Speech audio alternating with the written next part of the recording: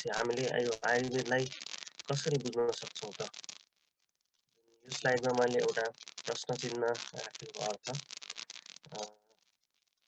तपाईँ हामी पार्टिसिपेन्टबाट केही चाहिँ नि म फिडब्याक चाहन्छु कि मतलब अहिलेसम्म हाम्रो ग्रुपका दाजुभाइहरूले आयुर्वेदलाई कसरी बुझ्नु भएको छ? कुनै 2-3 जना भोलिन्टियरली पार्टिसिपेट भएर माइक अन गरेर छोटो मिठो चाहिँ नि अहिलेसम्ममा यहाँहरूले आयुर्वेद भनेपछि के बुझ्नुहुन्छ? छोटकरीमा चाहिँ नि केही आफ्नो विचारधारा राख्नुहोला। हजुर यसमा मैले धेरै बुझेको त छैन, मेरो फ्यामिली पनि आयुर्वेदकै नै भए पनि तर मैले सिम्पली बुझेको चाहिँ आयुर्वेदमा चाहिँ जडीबुटीहरू प्रयोग गरेर हामीले उपचारहरू गर्छौँ कुरा चाहिँ त्यति मात्र बुझेको छ। धन्यवाद अनिश दाइ।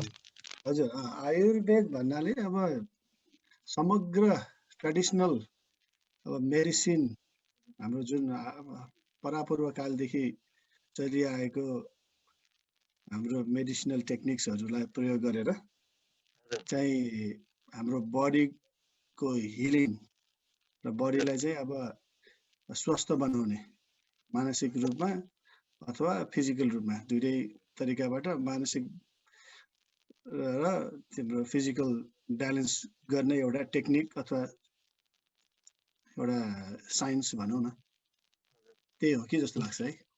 हुन्छ, धन्यवाद। आयुर्वेदलाई बुझ्नलाई यो आयुर्वेद भनेको एउटा चाहिँ अब अथाह सागर हो। त्यसमा बुझ्ने कुराहरू थुप्रै छन्। तीमध्ये तपाईहरुले आफ्नो चाहिँ नि बुझाइ राख्नुभयो। अब यसलाई हामीले कसरी बुझ्छौँ त्योतर्फ हामी जाउँ। जुन आयुर्वेद भन्ने शब्द छ, अब कुनै पनि विधालाई बुझ्नको लागि त्यसको चाहिँ नि परिभाषा हुन्छ, अर्को निरुक्ति भन्ने हुन्छ। निरुक्ति भनेको त्यो शब्दले नि केही चाहिँ नि हामीलाई ज्ञान दिन खोजिरहेको हुन्छ र त्यो शब्दलाई निरुक्ति भनेको त्यो शब्द कसरी चाहिँ नि बन्यो, त्यो बनावट हुँदाखेरि त्यो शब्दको चाहिँ नि मिनिङ के हो त, त्यहाँबाट पनि केही कुराहरू हामीले चाहिँ नि कुनै पनि विधामा त्यसको चाहिँ नि कुराहरू बुझ्न सक्छौँ। अब जस्तै यो आयुर्वेद भनेर जुन एउटा शब्द छ, त्यसमा दुईवटा वर्डहरू चाहिँ नि जोडेको छ, आयु र वेद। त्यसको लागि हामी अर्को स्लाइडमा छौँ।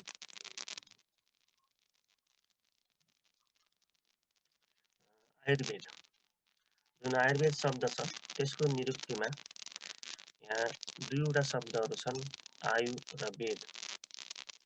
अब यो आयुर्वेदबाट माथि चाहिँ नि आधा र थियो आयुर्वेदमा, र तल आउँदाखेरि चाहिँ त्यो आधा र हरायो, आयु र वेद भयो। कसैलाई जिज्ञासा हुन सक्छ, सायद हामी मध्येमा कसैले हाम्रो संस्कृत क्लासमा जोइन हुनु भएको भए उहाँहरूलाई चाहिँ यसको उत्तर थाहा होला। जस्तै हाम्रो साथी ज्ञानेन्द्र, जुन माथिको यो आधा र छ त्यसमा एउटा यो सन्धिको रुल छ। विसर्ग सन्धिमा जुन आधा र चाहिँ नि त्यो दुईवटा वर्डलाई छुट्याउँदाखेरि विसर्ग भएर बस्छ, त्यही भएर माथिको आधा र चाहिँ नि आयुमा आएर विसर्ग भएर आयु भएको छ, र अर्को वेद। अब यहाँ दुईवटा शब्दहरू छ, आयु र वेद। अब यसको चाहिँ नि सापेक्षिक अर्थ चाहिँ नि जस्तै आयु भनेको लाइफ, वेद भनेको नलेज। अब यहाँ आयु भनेको लाइफ भनिसकेपछि फेरि त्यसलाई अलिकति डिटेलमा जाने हो भने त्यसलाई लाइफ स्पान पनि भन्न सक्छौँ। जस्तै लाइफ भनेपछि हाम्रो जीवन भयो, अझै त्यसलाई डिपमा जाने हो भने लाइफ स्पान पनि भन्न सक्छौँ। लाइफ स्पान के त भन्दाखेरि from the time of birth to the time of death भनेको मतलब हामी मानव जातिको जन्म हुन्छ, त्यो जन्मको मितिदेखि लिएर त्यही व्यक्तिको मरणसम्मको मिति, त्यो दुईवटा मितिको बीचको जुन अवधि छ त्यो अवधिलाई हामी लाइफ स्पान भन्छौँ। त्यसैलाई नै हामी आयु भन्छौँ। यो आयु जुन हजुर जुन हाम्रो जन्म मितिदेखि लिएर मरण मितिसम्मको जुन अवधि छ, यसमा नै हामीले सबै कुराहरू गर्नुपर्ने। जस्तै हाम्रो यो जीवनको उद्देश्य त्यसमा चाहिँ नि पुरा गर्नुपर्ने, त्यसलाई चाहिँ हामी लाइफ स्पान भन्छौँ। अब त्यसमा हाम्रो जीवनको उद्देश्य पुरा गर्नु भन्दाखेरि जस्तै हाम्रो जीवनको उद्देश्य के त भन्ने भन्दाखेरि आयुर्वेदले चाहिँ के भन्छ त भन्दाखेरि सुखोपविष्टास्ते तत्र पुण्यं चक्रु कथामिमां धर्मार्थ काम मोक्षानां आरोग्यम मूलमुत्तमम्।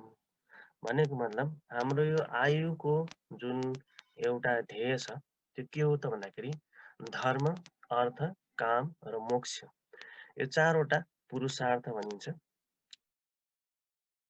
जुन हामीले धर्म गर्नु पर्यो, त्यही गरेको धर्म अनुसार हाम्रो चाहिँ नि अर्थ हुन्छ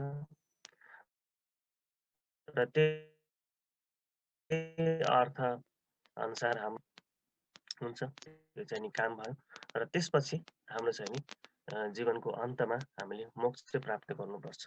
यी चारवटा पुरुषार्थ पुरा गर्नको लागि नै हाम्रो फेरि जन्म हुन्छ र यही पुरुषार्थ हामीले यो जुन आयुको अवधिभित्रमा हामीले चाहिँ सघाउनु पर्ने हुन्छ। त्यही कुराहरू यहाँ चाहिँ नि यो आयुर्वेदमा कसरी गर्ने त्यसलाई र त्यसमा चाहिँ नि के पूर्वाधारहरू हामीलाई चाहिन्छ र त्यसलाई चाहिँ नि कुन माध्यमबाट हामीले गर्न सकिन्छ। जस्तै यहाँ भनेको जुन चारवटा पुरुषार्थ धर्म, अर्थ, काम, मोक्ष, धर्मार्थ काम मोक्षानाम आरोग्यम मूलमुत्तमम् भनेको मतलब त्यही नै एउटा प्रश्नको उत्तर त आइसकेको छ कि मतलब यो चारवटा पुरुषार्थ गर्नको लागि के चाहिन्छ त हामीलाई आरोग्य। आरोग्य भनेको हाम्रो हेल्थ मतलब स्वस्थ जीवन। यदि त्यो नहुने हो भने यो पुरुषार्थमा कुनै पनि पुरुषार्थ हामीले पुरा गर्न सक्दैनौँ। त्यो भएर यो चारैवटा पुरुषार्थ पुरा गर्नको लागि हामीलाई के चाहिन्छ त आरोग्य। र त्यो आरोग्य जुन भनेको छ त्यहाँबाट आयुर्वेदको चाहिँ नि जुन चिकित्सा शास्त्र सुरु हुन्छ। अब यहाँ यो स्लाइडमा देखाए अनुसार तल चाहिँ नि हामीले कन्क्लुजनमा के लेख्यौँ त भन्दाखेरि भनेपछि के त आयुर्वेद भनेको के हो त लाइफ साइन्स हो, जीवन सम्बन्धी ज्ञान हो, अर्थात् जीवन विज्ञान हो। भनेको मतलब त्यो लाइफमा हामी जन्मिसकेपछि र हाम्रो मरणसम्मको अवधिमा हामीले के गर्नुपर्छ त, कुनै पनि काम गर्नुपर्छ भने कसरी गर्नुपर्छ त आदि इत्यादि सबै कुरा हामीले कहाँबाट सिक्छौँ त भन्दाखेरि यही आयुर्वेदबाट नै सिक्छौँ। त्यो भएको कारणले गर्दाखेरि आयुर्वेद भनेको एउटा इन्टायर यो चाहिँ नि लाइफ साइन्स हो, यो जीवन विज्ञान हो। हामीले जीवन यापन गर्ने अवधिमा जे जति पनि हाम्रो क्रियाकलाप, दैनिक क्रियाकलापदेखि लिएर हाम्रो भविष्यको क्रियाकलापहरूदेखि लिएर जति पनि हामीले मानव जीवनमा भोग्नुपर्ने व्यवहारहरू, क्रियाकलापहरू छ त्यो सबै हामीलाई आयुर्वेदले सिकाउँछ। आयुर्वेदले त्यसको चाहिँ नि ज्ञान दिएको हुन्छ। एउटा सक्षम मानवीय जिन्दगी वहन गर्नको लागि जे जति पनि हामीलाई चाहिँ नि आवश्यकताहरू छ त्यसको ज्ञानहरू सबै हामीले आयुर्वेदबाट पाउँछौँ। र त्यसमा जुन यो आयुमा हामीले आएर चाहिँ नि के गर्नुपर्छ त भन्दाखेरि धर्म, अर्थ, काम र मोक्ष, यो चारवटा पुरुषार्थहरू हामीले यही आयुमा चाहिँ नि गर्नुपर्ने हो। र त्यो गर्नको लागि पनि कसरी गर्ने, के गर्ने त्यो सबै आयुर्वेदले सिकाउँछ। र आयुर्वेदले भने अनुसार त्यो चारवटा पुरुषार्थ गर्नको लागि पनि हामीलाई चाहिँ नि स्वस्थ जीवन चाहिँ नि चाहिन्छ। र त्यहाँबाट मात्रै आयुर्वेदको चाहिँ नि चिकित्सा शास्त्र जुन एउटा आयुर्वेदको मेडिकल साइन्स सुरु हुन्छ। अब त्यो जीवनको चारवटा पुरुषार्थ पुरा गर्नको लागि पहिला त हामी स्वस्थ हुनु पर्यो र स्वस्थ हुनु पर्यो भनेपछि त्यो स्वस्थ हुनको लागि के कस्तो विधि विधान छ त्यो सबै त्यहाँबाट चाहिँ नि आयुर्वेदको मेडिकल साइन्सबाट सुरु हुन्छ। र त्यो विज्ञान चाहिँ नि हामीले बुझिसकेपछि हामी स्वस्थ हुन सक्छौँ र स्वस्थ भइसकेपछि जुन अघि भनेको हामीले यो आयुको अवधिमा गर्नुपर्ने धर्म, अर्थ, काम र मोक्षलाई हामीले निरन्तर रूपमा चाहिँ नि प्राप्त गर्दै जान सक्छौँ। यसरी हाम्रो आयुर्वेदको यो निरुक्ति अनुसार आयु भनेको लाइफ भयो र वेद भनेको नलेज भयो। त्यो हिसाबले हामीले यसलाई एउटा जीवन सम्बन्धी ज्ञान अर्थात् लाइफ साइन्स जे जति पनि हाम्रो जीवनसँग रिलेटेड कुराहरू छ सबै कुराहरू हामी यो आयुर्वेदमा सिक्न सक्छौँ। यसरी हामीले छोटकरीमा आयुर्वेदलाई बुझ्दाखेरि एउटा लाइफ साइन्स भनेर बुझ्न सक्यौँ। अब त्यसपछि हामी अगाडि बढौँ। अब अगाडिको स्लाइडमा तपाईँले आयु र वेद देख्नुभयो। सायद कसैलाई चाहिँ नि आश्चर्य लाग्यो होला। यो अब वेद भनेपछि हाम्रो जुन धर्मशास्त्रमा चाहिँ नि पठन पाठन गरिने जुन ग्रन्थ छ त्यही नै वेद हो कि न अन्य चाहिँ नि कुनै अरू नै हो कि भन्ने जस्तो खालको तपाईँहरूमा जिज्ञासा उत्पन्न हुनसक्छ। अब त्यसको निराकरणको लागि अर्को स्लाइडमा मैले लिएको छु आयुर्वेदको उत्पत्ति। मतलब यो आयुर्वेद चाहिँ कसरी उत्पत्ति भयो त, कहाँबाट आयो त भन्दाखेरि जुन हामीले हाम्रो धर्मशास्त्रको 4वटा वेदहरू भन्छौँ त्यही वेद नै आयुर्वेदको चाहिँ नि मूल स्रोत हो। र संसारमा जे जति पनि ज्ञानहरू छ अहिलेसम्मको जुन हामीले साइन्सले पनि आविष्कार गरेका ज्ञानहरू पनि अलरेडी त्यही वेदहरूमा छ। सम्भवतः भविष्यमा अन्य कुनै साइन्सले पनि नयाँ टेक्नोलोजीहरूको विकास गर्छ भने पनि सायद त्यो ज्ञान चाहिँ अलरेडी नै यो वेदमा छ। जस्तै एक्जाम्पल हामीले चाहिँ नि पहिला कक्षामा पनि स्कुलमा पढ्दाखेरि एरोप्लेन कसले बनायो त भन्दाखेरि राइट दाजुभाइहरूले बनाए भन्ने चाहिँ पढ्यौँ। तर त्यसको चाहिँ नि ओरिजिन अझै हामीले खोतल्दै लग्ने हो भने त्यो एरोप्लेन बनाउँदाखेरि जुन मोडर्न युगमा आएर त राइट दाजुभाइहरूले बनाए र त्योभन्दा अगाडि हाम्रो वेदको युगमा चाहिँ नि कुबेरले बनाए भन्ने कुरा व्याख्या गरिएको छ।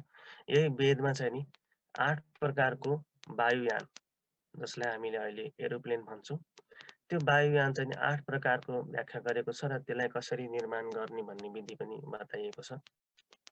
त्यस्तै गरी मोडर्न साइन्समा आएर यो एटम बमहरू बन्न थाले, त्यो पनि वैज्ञानिकहरूले बनाए। र वेदको कालमा हामीले हेर्ने हो भने त्यो एटम बम भन्ने एउटा हला भन्ने दानव थिए, उसले बनाए। र एउटा विडम्बनाको कुरा के त भन्दाखेरि त्यो हला भन्ने दानवले एटम बम बनाएर त्यसको परीक्षण गर्दाखेरि त्यसको टेस्ट गर्दाखेरि ऊ आफै नै त्यो एटम बमको शिकार भएर उसको चाहिँ मृत्यु भयो।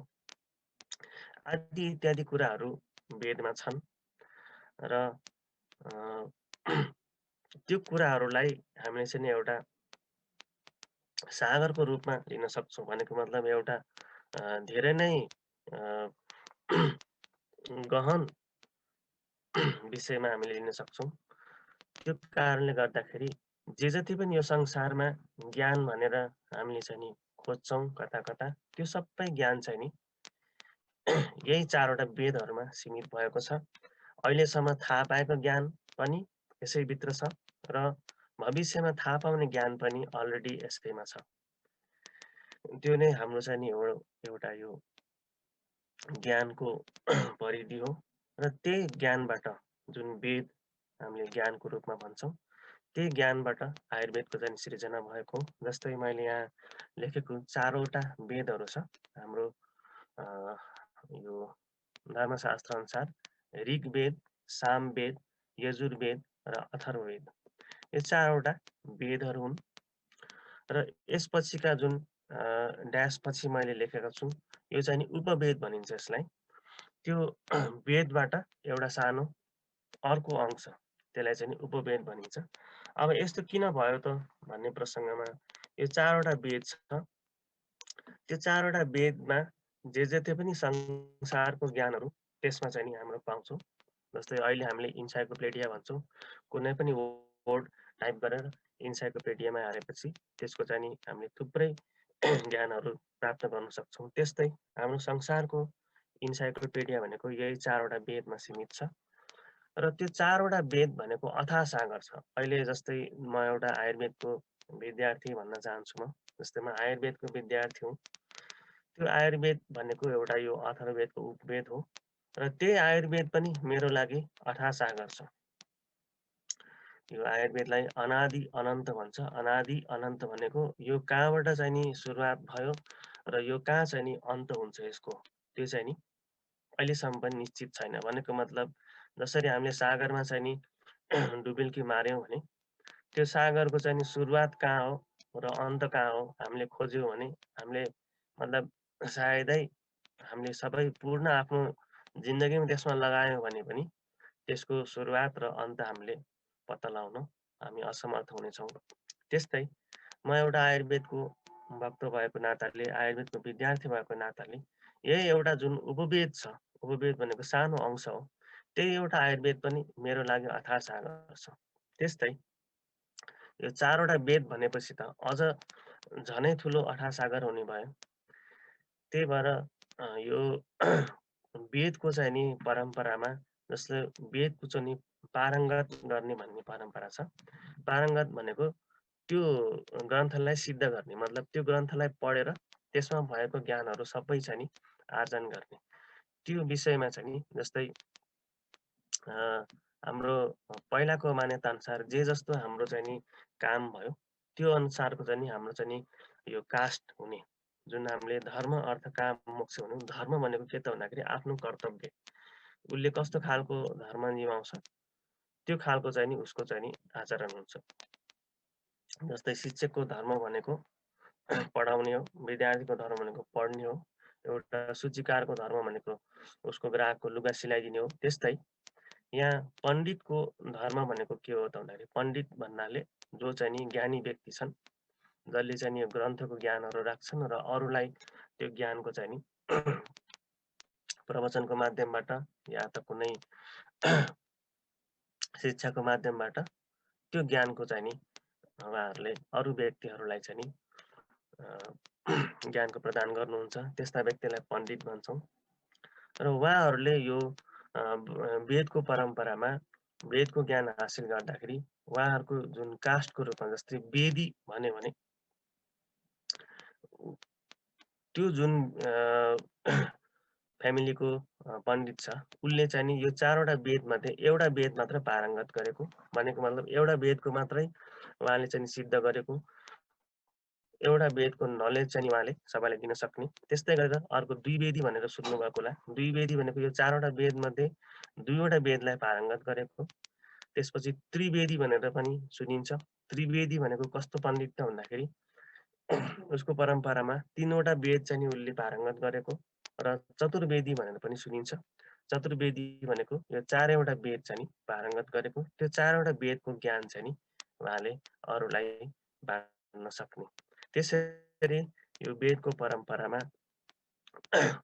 ज्ञान चाहिँ नि यसरी बाँडिन्छ र यही जुन 4वटा वेद अथाह सागर भएको कारणले गर्दाखेरि त्यो धेरै ठुलो र त्यसलाई चाहिँ नि एउटा साधारण जनमानसमा जस्तै पण्डितै भएर जन्म लिइसकेपछि उसको धर्म त्यही मात्रै हो कि वेदलाई पारङ्गत गरेर त्यसको ज्ञान चाहिँ नि अरूलाई दिने र अरू सर्वसाधारणहरूले यो सबै 4वटा वेदलाई चाहिँ नि पढ्न असमर्थ भएको कारणले गर्दाखेरि ऋषिमुनिहरूले यो वेदको चाहिँ नि सानो फर्महरू बनाए उपवेदको रूपमा।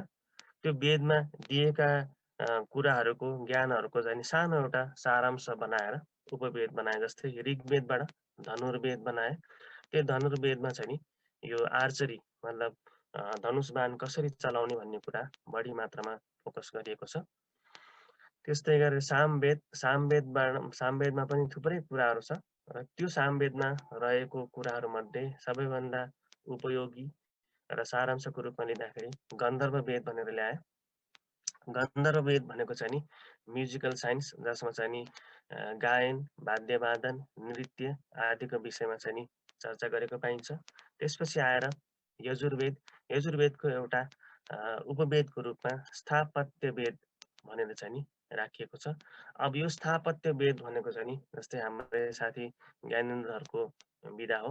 यो स्थापत्य वेदमा चाहिँ नि जुन हाम्रो यो आर्किटेक्चरमा चाहिँ नि कसरी घरहरू बनाउने जुन एउटा नक्सा चाहिँ नि बनाइन्छ र त्योसँग सम्बन्धित जुन सिभिल इन्जिनियरिङ पनि छ र त्यो नक्सा बनिसकेपछि त्यही अनुसारको चाहिँ नि भवन निर्माणहरू गर्ने यो चाहिँ नि स्थापत्य वेदमा पर्छ।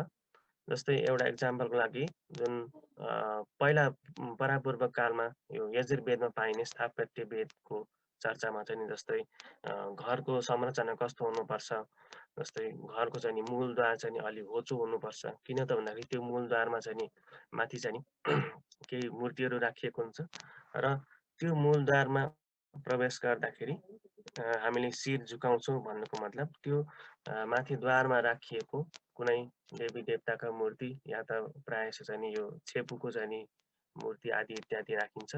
उसलाई चाहिँ नि सम्मान गर्दै त्यो घरमा प्रवेश गर्नु भनेको मतलब जुन अगाडि हामीले मङ्गलाचरण गऱ्यौँ, कुनै पनि कार्य सुरु गर्दाखेरि जुन मङ्गलाचरण हुने, इभन किताबहरू लेख्दाखेरि पनि त्यो मङ्गलाचरण गरेको पाइन्छ। त्यस्तै त्यो घर प्रवेश गर्दाखेरि त्यसरी शिर झुकाएर हामीले प्रवेश गर्दाखेरि त्यो प्रवेश गरेको जुन उद्देश्य, त्यो घरमा प्रवेश गरिएको जुन क्षण छ त्यो चाहिँ नि माङ्गलिक हुन्छ भन्ने मान्यता यो स्थापत्य वेदको छ। यसरी यो चाहिँ नि अहिलेको जुन आर्किटेक्चर प्लस सिभिल इन्जिनियरिङहरूमा चाहिँ नि यसको विधाहरू पनि प्रयोग गरेको पाइन्छ। अब त्यस्तै यो चौथो वेद छ अथर्ववेद। यो अथर्ववेद भनेको पनि अथाह सागर हो र त्यसमा चाहिँ नि आयुर्वेदका कुराहरू थुप्रै कुराहरू वर्णन गरेको छ र त्यसको जुन उपवेदको एउटा रूपमा सानो एउटा अंशको रूपमा आयुर्वेदलाई लिएको छ।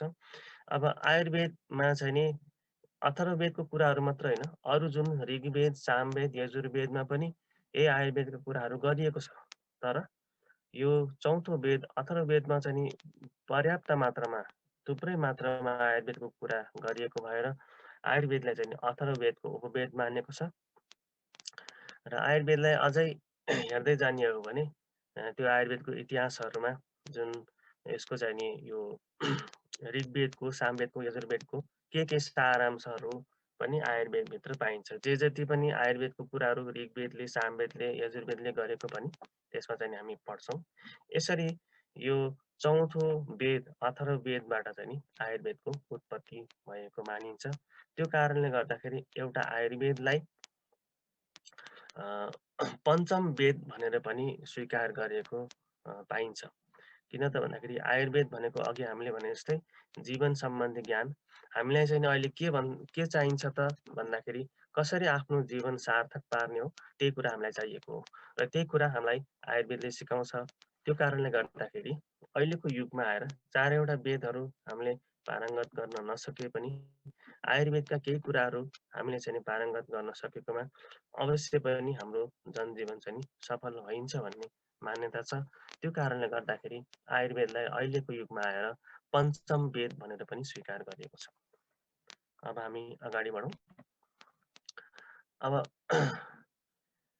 यस अर्थमा जस्तै आयुर्वेदको परिभाषा। अब आयुर्वेदको परिभाषा जस्तै यो चाहिँ नि चरक संहितामा वर्णन गरिएको छ। जुन तल यो श्लोकको चाहिँ नि तल लेखिएको त्यो हाम्रो चाहिँ रिफरेन्स हो आयुर्वेदमा। चसु 1:49 भनेको चरक संहिता, त्यसको चाहिँ सूत्र स्थानमा पहिलो अध्यायको 41औं श्लोक। यो चाहिँ नि रिफरेन्स हो। ठ्याक्कै त्यो के अरे संहिता पल्टाउँदाखेरि त्यही अनुसारको रिफरेन्स हामीले खोज्यौँ भने यो श्लोक चाहिँ नि त्यहाँ चाहिँ नि लेखेको हामी पाउँछौँ। अब यसले के भन्दैछ त जस्तै आयुर्वेदको परिभाषामा जस्तै यसलाई मैले वाचन गरेँ भने यो चाहिँ नि अनुष्टुप छन्दमा छ। हिताहितं सुखं दुःखं आयुस्तस्य हिताहितं मानञ्च तत्र यत्रोक्तं आयुर्वेदस उच्यते। अब यसले आयुर्वेदको परिभाषा दिँदैछ। भनेको मतलब आयुर्वेदको परिभाषामा यसको भावार्थ के रहेको छ त? यहाँ स्लाइडमा पनि तपाईहरुले देखिराख्नु भएको छ। भनेको मतलब जुन शास्त्रमा हित, अहित, सुख र दुःख गरी 4 प्रकारका आयुहरूको बारेमा वर्णन गरिएको हुन्छ र यिनै 4 प्रकारका आयुको यी प्रत्येक प्रकारको आयुको बारेमा हित अर्थात् फाइदा मतलब त्यो आयुलाई के फाइदा छ, मतलब त्यो आयुलाई कुन कुन कुरा फाइदाजनक छ भनेको मतलब त्यो आयुको व्यक्तिले के खाँदा उसलाई फाइदा हुन्छ, के गर्दा उसलाई फाइदा हुन्छ, र अहित बेफाइदा मतलब उसले कुन खानेकुराहरू खाँदाखेरि उसको शरीरलाई बेफाइदा गर्छ, के कस्तो क्रियाकलापहरू गर्दाखेरि उसको शरीर र उसको मनलाई चाहिँ बेफाइदा पुर्याउँछ आदि इत्यादिको कुराहरू। र त्यस्तै गरी फेरि आयुको मान, यहाँ आयुको मान भनेको जस्तै प्रकृति भनेको के त भन्दाखेरि त्यो जुन व्यक्तित्व छ जुन चाहिँ नि यो चारवटा आयुमध्ये कुनै पनि एउटा हुनसक्छ, हित अहित सुख र दुःख, र उसको प्रकृति मतलब उसको प्रकृति भन्नाले ऊ कस्तो खालको मान्छे हो। यहाँ प्रकृति भन्ने बित्तिकै उसको चाहिँ नि सत्व कस्तो छ, उसको मन कस्तो छ, उसको विचारधारा कस्तो छ, जस्तो हामीले एटिच्युड भनेर भन्छौँ त्यस्तै त्यो त्यो व्यक्तित्वको एटिच्युड कस्तो छ, उसको विचारधारा, उसको मन आदि इत्यादि सबैको चाहिँ नि लेखाजोखा राख्छौँ।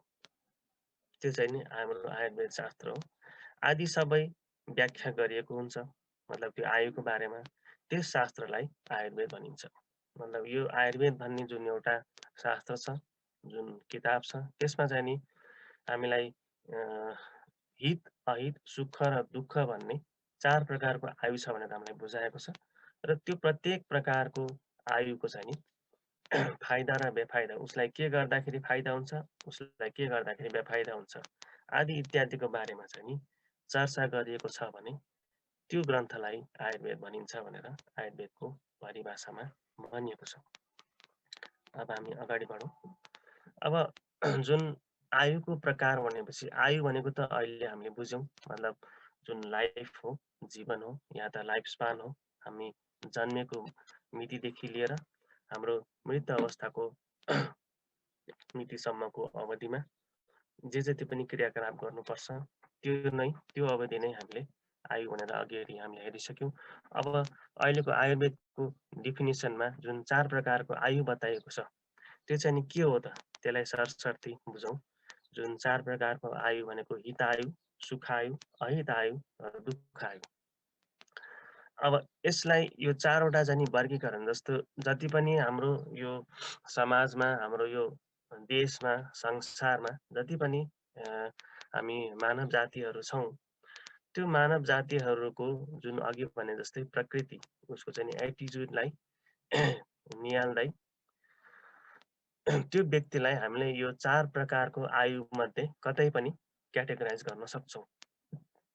यो 4 प्रकारको जुन आयु भनेको मतलब के कस्तो खालको विचारधारा भएको र उसले आफ्नो जीवनकालमा के कस्तो खालको चाहिँ क्रियाकलापहरू गरेको, त्यसको आधारमा त्यो व्यक्तित्वलाई यो कुनै पनि 4 प्रकारका आयुमध्ये हामीले चाहिँ क्याटेगोराइज गर्छौँ। अब हितायु भनेको कस्तो त हामीले हेरौँ। हितायु भनेको यस्तो खालको एउटा आयुको जमात हो भनेको मतलब जो पनि मानिसहरू जसले चाहिँ नि समाजमा सबैको भलो गर्ने व्यक्तित्व। अब यहाँ समाजमा सबैको भलो गर्ने व्यक्ति भन्नाले जुन व्यक्तिहरूले समाजमा कसैको भलो गर्दै जान्छ, उहाँको विचारधारा कस्तो त भन्दाखेरि समाजमा सबैलाई भलो गर्ने, सबैलाई चाहिँ नि सुखी राख्ने आदि इत्यादि उहाँहरूको विचारधारा हुनसक्छ हो। यो संसारमा जति पनि यस्ता खालका यस्ता विचारधारा भएका जुन मानिसहरू छ उनीहरूलाई चाहिँ नि हितायुको अन्तर्गतमा स्वीकार गरिएको छ। त्यस्तै अर्को आयु हुन्छ सुखायु। सुखायु भनेको कस्तो त भन्दाखेरि निरोगी जीवन मतलब उनको जीवनकाल भित्र ऊ चाहिँ नि निरोगी रहन्छ, उसलाई कुनै प्रकारको शारीरिक तथा मानसिक रोगहरूले ग्रस्त पारेको हुँदैन। अब यसको जुन हितायु सुखायु अहितायु दुखायुको पनि थुप्रै क्यारेक्टरिस्टिक्सहरू छ। मतलब हितायुमा यस्तो यस्तो खालको व्यक्तित्व, सुखायुमा यस्तो यस्तो खालको व्यक्तित्व, थुप्रै क्यारेक्टरिस्टिक्स छ। र त्यसलाई मैले समराइज गरेर अब त्यो सबै कुराहरू सबै सर्वसाधारण जनमानसमा चाहिँ नि क्याच गर्न गाह्रो हुन्छ। त्यो कारणले मैले त्यसलाई समरीलाई लिएर एउटा 1 सेन्टेन्समा चाहिँ नि यो यसको चाहिँ नि मिनिङ व्यक्त गरिरहेको छु। यति बुझ्नुहोस् कि हितायु भनेपछि जति पनि समाजमा भलो गर्ने उहाँहरूको विचारधारा, मनसाय र क्रियाकलाप छन्, त्यस्ता व्यक्ति सबैलाई हितायु र जो आफ्नो चाहिँ नि जीवनमा निरोगी छन् तिनीहरू चाहिँ नि सुखायु अर्थात् सुखी छन्, मतलब रोगबाट नै दुःखको परिस्थितिमा गइन्छ र यदि ऊ निरोगी छ भने ऊ चाहिँ नि एकदम सुखी हुन्छ, त्यस्तो चाहिँ नि सुख आयु भयो। अर्को अहित आयु। अहित आयु भन्ने बित्तिकै जुन हित आयुको चाहिँ नि अपोजिट, समाजमा सबैको कुभलो गर्ने व्यक्ति, त्यो सबै अहित आयु। जस्तै चोरी गर्ने, डकैती गर्ने, गुन्डागर्दी गर्ने आदि इत्यादि जति पनि व्यक्तिहरू छन्, बैंक लुट्ने, ढाँट्ने, चोर्ने, फटाइ गर्ने, त्यो सबै चाहिँ नि अहित आयुमा बस्छन्। र त्यस्तै अर्को छ दुःख आयु। दुःख आयु भनेको उसको जीवनकालमा, उसको आयुको समयमा ऊ सधैँ चाहिँ नि रोगी हुन्छ, उसलाई कुनै न कुनै रोगले चाहिँ नि ग्रस्त पारिरहेको हुन्छ, त्यस्तो आयुलाई चाहिँ नि दुःख आयु भनिन्छ। अब यो 4 प्रकारको आयु मध्ये बिचमा चाहिँ नि मैले 2वटा एरोहरू राखेको छु। यसको पनि एउटा अर्थ छ। के हो त भन्दाखेरि जुन हितायु छ, जो व्यक्ति समाजको भलो चाहन्छ, जो व्यक्तिले आफ्नो क्रियाकलापमा समाजमा भलो हुने कामहरू गर्छन् भने त्यसको सारबाट, त्यसको पुण्यताबाट ऊ चाहिँ नि सुखायुमा कन्भर्ट हुन्छ। भनेको मतलब जो व्यक्तिको विचारधारा र क्रियाकलाप सधैँ समाजमा भलो गर्ने हुन्छ भने त्यस्ता मान्छेहरू निरोगी हुन्छन् र सुख हुन्छन्। त्यही भएर हितायुबाट सुखायुको पनि प्राप्त गर्न सकिन्छ।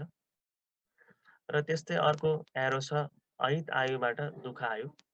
अब अहित आयु भन्ने बित्तिकै समाजमा सबैको कुभलो गर्ने, सबैलाई ढाँट्ने, कुट्ने, पिट्ने, फटाइ गर्ने, चोर्ने आदि इत्यादि, उसले सधैँ समाजमा त्यस्तै खालको मात्रै कुभलोहरू गरेको हुन्छ भने पछि गएर त्यस्ता व्यक्ति चाहिँ नि दुःखमा पर्छ। जस्तै एक्जाम्पल, अब कसैले बैंकमा डाका डाल्छन्, कसैको चोर्छन् भने त्यो चाहिँ नि उसको अहित काम भयो। त्यो अहित कामको कारणले गर्दाखेरि ऊ चाहिँ नि अहित आयुमा चाहिँ नि पर्न गए। अब त्यसको फलस्वरूप उसलाई चाहिँ नि पुलिसले समाएर कारागारमा राखे, उसलाई सजाय दिए भने त्यहाँनिर चाहिँ नि उसको चाहिँ नि त्यो अहित आयुको चाहिँ नि सारबाट ऊ चाहिँ नि दुःख आयुमा परिणत हुन्छ। भनेको मतलब अब कारागारमा राखिसकेपछि उसले चाहिँ दुःख भोग्नुपर्ने हुन्छ, सजाय भोग्नुपर्ने हुन्छ। त्यसरी पनि यो अहित आयुबाट दुःख आयु चाहिँ नि उसले भोग्नुपर्ने हुन्छ। यसरी यो 4 प्रकारको आयुलाई हामीले बुझ्न सक्छौँ। अब हामी अगाडि बढौँ। अब त्यसपछि आयु, यसलाई चाहिँ नि छोटकरीमा बताउँदाखेरि अब जस्तै यो आयुको पनि फेरि श्लोक छ। अब त्यो सबै श्लोकहरू मैले चाहिँ यहाँ लेखिनँ, किन त भन्दाखेरि जनमानसमा त्यसलाई चाहिँ नि हामीले अनुसरण गर्न गाह्रो हुन्छ र त्यसको जिस्ट मात्रै मैले यहाँ दिएको र कुनै 1-2वटा इम्पोर्टेन्ट श्लोकहरू मात्रै मैले चाहिँ नि लेखेको छु र त्यसको भावार्थ पनि मैले बुझाएको छु। र अब आयुको श्लोकमा चाहिँ नि यो शरीर, इन्द्रिय, मन, आत्मा धारी जीवितम भनेर एउटा श्लोक छ। त्यसमा भन्न खोजेको के त भन्दाखेरि जस्तै आयु भनेपछि अब त्यो आयुमा चाहिँ नि के कुराहरू हुन्छ, के कुराहरू मिलेपछि त्यसलाई आयु भन्न सक्छौँ। जस्तै आयु भनेपछि हामीले बुझ्यौँ एउटा लाइफ हो, तर त्यो लाइफ चाहिँ नि कसरी हुन्छ त? जस्तै मोबाइल छ हामीसँग, तर त्यसमा सिम कार्ड रहेन भने त्यो मोबाइल चाहिँ नि चलायमान हुँदैन। त्यस्तै यहाँ आयु भन्नको लागि शरीर, इन्द्रिय, मन र आत्मा, यो 4वटाको चाहिँ नि संयोग हुनुपर्छ। शरीर मात्रै भयो, त्यसमा चाहिँ नि मन भएन या कुनै एउटा आत्मा भएन या इन्द्रिय भएन भने त्यो चाहिँ नि लाइफ भएन। त्यही भएर यहाँ लाइफ या अर्थात् आयु भनेको चाहिँ नि के त भन्दाखेरि शरीर पनि हुनु पर्यो र त्यो शरीरमा इन्द्रिय भनेको हाम्रो सेन्स अर्ग्यान त्यो हुनु पर्यो, मन भनेको हाम्रो माइन्ड भयो र आत्मा भनेको हाम्रो सोल। यो 4वटा जब चाहिँ नि संयुक्त रूपमा बस्छ त्यसलाई हामीले आयु भन्न सक्छौँ, लाइफ भन्न सक्छौँ। हामी अगाडि बढौँ। अब यस्तो खालको जुन आयुर्वेद छ, त्यो आयुर्वेदको उद्देश्य के हो त भन्दाखेरि यहाँ पनि एउटा चरक संहिताबाट सानो छोटो चाहिँ नि श्लोक छ। स्वस्थस्य स्वास्थ्य रक्षणम आतुरस्य विकार प्रशमनम छ। अब यसको भावार्थ के हो त भन्दाखेरि स्वस्थस्य स्वास्थ्य रक्षणम पहिलो उद्देश्य हो। त्यो भनेको के त भन्दाखेरि स्वस्थ व्यक्तिको स्वास्थ्यको रक्षा गर्नु र दोस्रो उद्देश्य छ आतुरस्य विकार प्रशमनम छ। त्यो भनेको र रोगको निवारण गर्नु। यो दुईवटा चाहिँ नि आयुर्वेदको उद्देश्य हो। अब आयुर्वेदको उद्देश्य किन बनेको त भन्दाखेरि जुन अगाडि मैले एउटा श्लोक भनेको थिएँ, धर्मार्थ काम मोक्षानाम आरोग्यार्थ के अरे आर्जन गर्नको लागि हामीलाई आरोग्य चाहिन्छ। अब त्यो आरोग्य चाहिँ कसरी प्राप्त हुन्छ भन्ने जुन आयुर्वेदको मेडिकल साइन्सको चाहिँ फिलोसफी छ, त्यसमा चाहिँ आयुर्वेदको उद्देश्य के हो त स्वस्थ व्यक्तिलाई स्वस्थ नै तुल्याएर राख्नु र कदम कदाचित उसले आयुर्वेदको चाहिँ पद्धतिहरू अपनाएको हो भने ऊ बिरामी हुँदैन।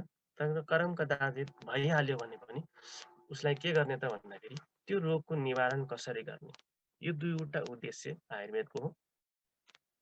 अब स्वस्थस्य स्वास्थ्य रक्षणमा के त भन्दाखेरि आयुर्वेदको जुन पद्धतिहरू या उपचारहरू पनि स्वस्थ व्यक्तिले पनि लिन सकिन्छ, ताकि उसको स्वस्थ जीवन चाहिँ सधैँ स्वस्थ रहिरहोस्। जस्तै त्यसमा चाहिँ हामीले के गर्न सक्छौँ त भन्दाखेरि यो स्वस्थ व्यक्तिलाई स्वस्थ नै तुल्याएर राख्नको लागि हामीले के गर्न सक्छौँ त आयुर्वेद भन्दाखेरि पञ्चकर्म। पञ्चकर्म एउटा विधा हो आयुर्वेदमा, जुन चिकित्सा पद्धतिमा युज हुने मध्ये एउटा चाहिँ पञ्चकर्म विधा हो। त्यो पञ्चकर्म विधाको माध्यमबाट हामीले स्वस्थ व्यक्तिलाई पनि उपचार गर्न सक्छौँ, ताकि उसको स्वस्थता स्वस्थ रहिरहोस् भनेर। अब त्यो पञ्चकर्मको छोटकरीको तपाईँहरूलाई जुन चर्चा छ नि म अन्य अन्य हप्तामा म गर्नेछु। मतलब त्यसलाई कसरी बुझ्न सकिन्छ, त्यो चाहिँ नि कसरी हामीले चाहिँ नि अपनाउन सकिन्छ भन्ने कुरा, त्यही नै जुन पञ्चकर्म विधिबाट हामीले चाहिँ नि स्वस्थ व्यक्ति, मतलब तपाईँलाई कुनै बिमारी छैन, तपाईँको चाहिँ नि कुनै अर्को चाहिँ नि समस्याहरू छैन, तर तैपनि तपाईँले त्यसको माध्यमबाट के गर्न सक्नुहुन्छ त भन्दाखेरि अहिलेको जुन तपाईँको स्वास्थ्य छ त्यसलाई चाहिँ नि निरन्तरता दिन सक्नुहुन्छ। जस्तै एक्जाम्पल पञ्चकर्मको एक्जाम्पल भनेको के त भन्दाखेरि जस्तै हामीले यो बाइकहरू गाडीहरूको चाहिँ नि सर्भिसिङ गराउँछौँ। अब धेरै धुवा फालिसक्यो, एकदम अन्तिम स्टेजमा पुगिसकेपछि ट्राफिकले पनि बाटोमा चाहिँ नि उहाँहरूलाई चाहिँ नि के अरे औँल्याएपछि अनि हामीले ग्यारेजमा लगेर चाहिँ नि यो उपचार गर्छौँ। त्यो चाहिँ नि दोस्रो पद्धति भयो आतुरस्य विकार प्रशमन छ, बिरामी भइसकेपछि। तर हाम्रो अब जस्तै आफ्नो उसमा गाडीहरूको सर्भिसिङ गर्दा सपोज भनौँ न एउटा निश्चित समयमा या 3 महिनामा या 6 महिनामा कसैले गर्छ, या त कसैको चाहिँ किलोमिटरको हिसाबमा 500 किलोमिटर चढिसकेपछि कुनै त्यसमा खराबीहरू छैन, तर तैपनि पछि त्यसमा खराबी नआओस् भनेर हामीले आफै पनि 500 किलोमिटर गुडिसकेपछि त्यो गाडीलाई लगेर सर्भिसिङ गराउँछौँ। हो त्यो चाहिँ नि यो पहिलो उद्देश्य स्वास्थ्य से स्वास्थ्य रक्षणम, त्यो चाहिँ हाम्रो पञ्चकर्म विधिबाट हामी गर्न सक्छौँ। हामीलाई केही समस्या नभए तापनि पछि समस्या नहोस् भनेर त्यसको चाहिँ नि हामीले अगाडि नै त्यो स्वास्थ्यलाई मेन्टेन गर्नलाई केही क्रियाकलापहरू, केही आयुर्वेदको पद्धतिहरू गर्न सक्छौँ। त्यस्तै गरी अर्को भनेको योग, जुन अहिले प्रचलित हुँदै आएको छ। वास्तवमा त्यो योग पहिला पनि थिए र अहिले चाहिँ नि हाइलाइट भइसकेपछि जनमानसमा चाहिँ छाएको छ। त्यो योगको माध्यमबाट पनि हामीले स्वस्थ से स्वास्थ्य रक्षण गर्न सक्छौँ।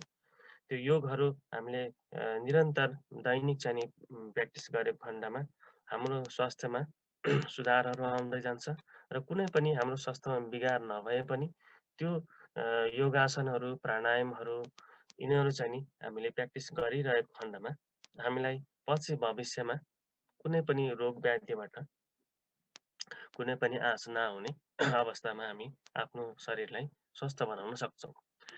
यो योग पनि दोस्रो विधा हो।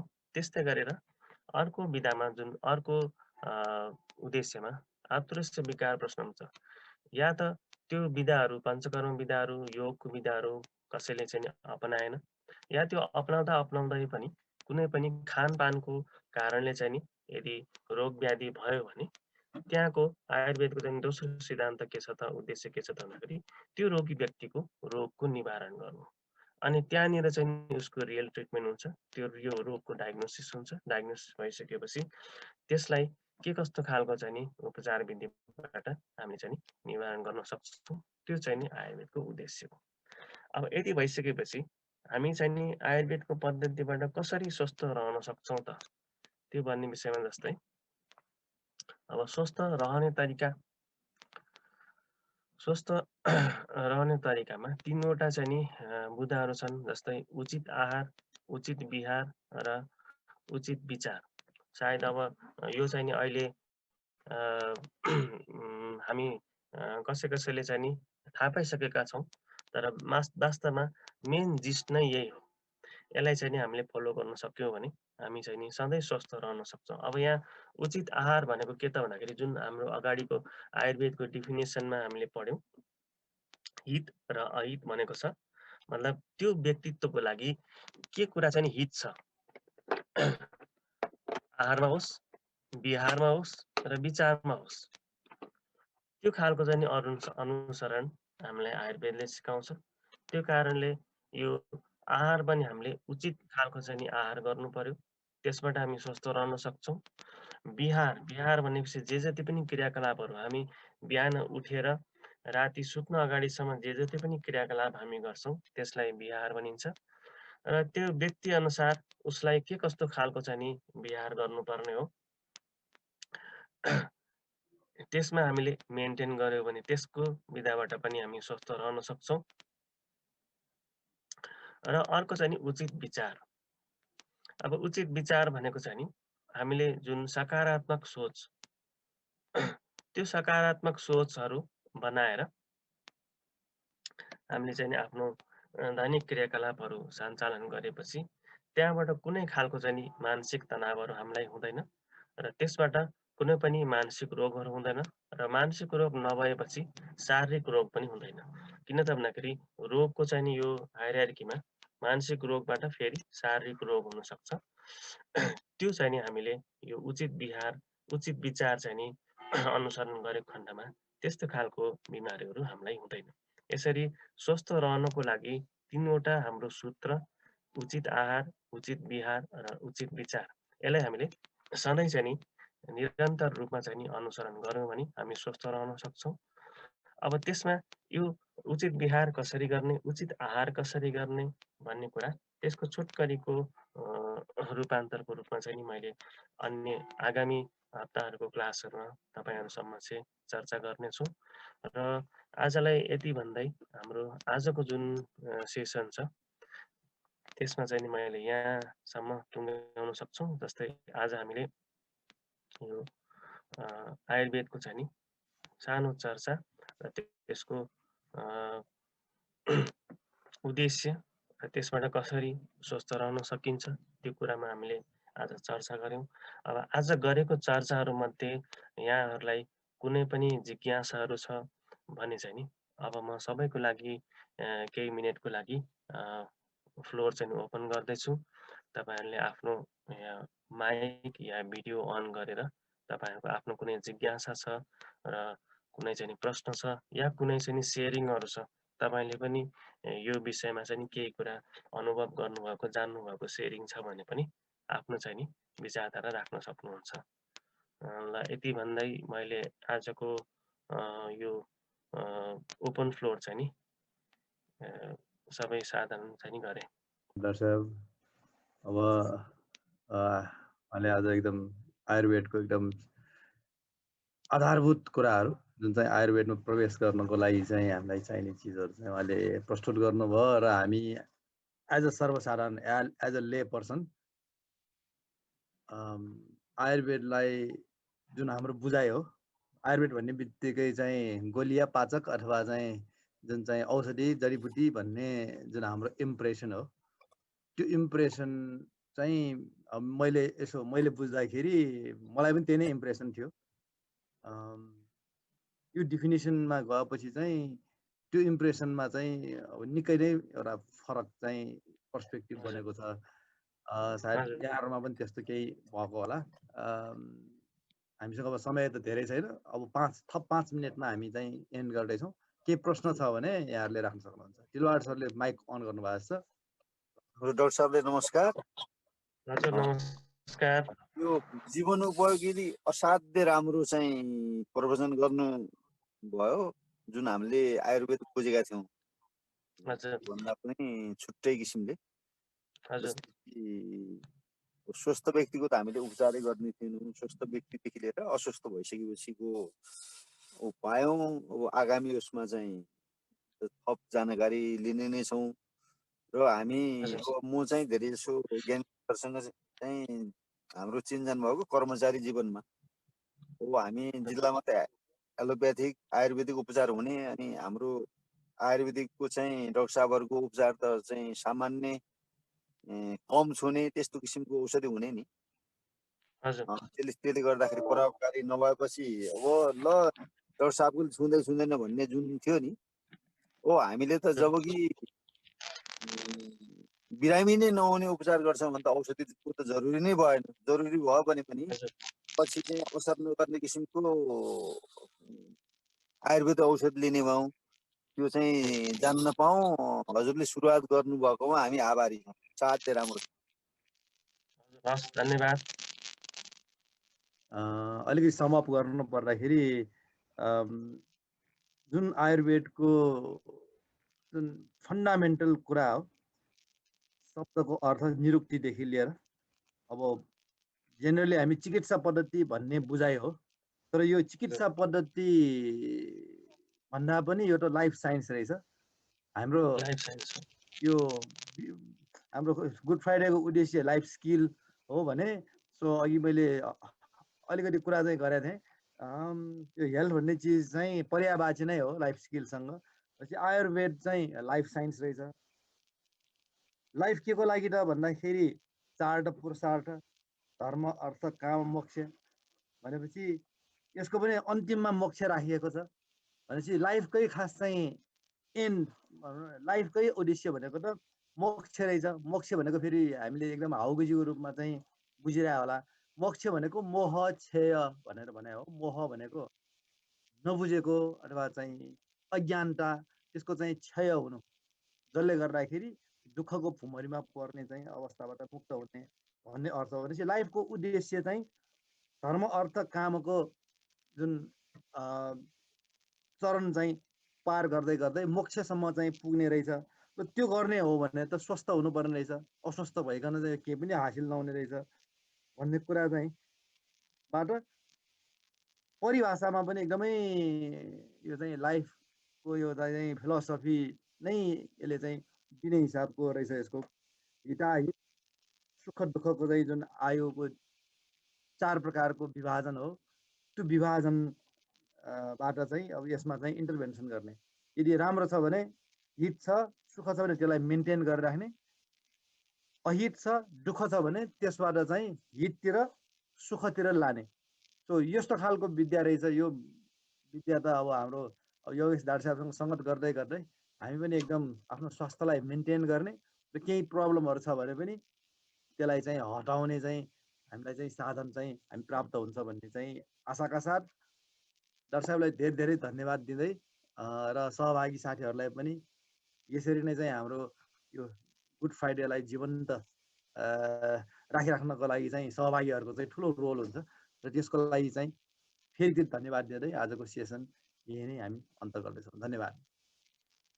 धन्यवाद सबैलाई। हाम्रो साथी ज्ञानेन्द्रलाई पनि यो आयुर्वेदको केही ज्ञानहरू चाहिँ नि सर्वसाधारणमा मैले राख्न पाउने मौका दिनुभएकोमा उहाँहरूलाई पनि म आभारी व्यक्त गर्दछु। र त्यस्तै यो आजको सेसनमा जुन एउटा अडियन्सको रूपमा आउने हाम्रो सबै दाजुभाइहरू मित्रहरूलाई पनि म धन्यवाद गर्दछु। हस्, नमस्कार।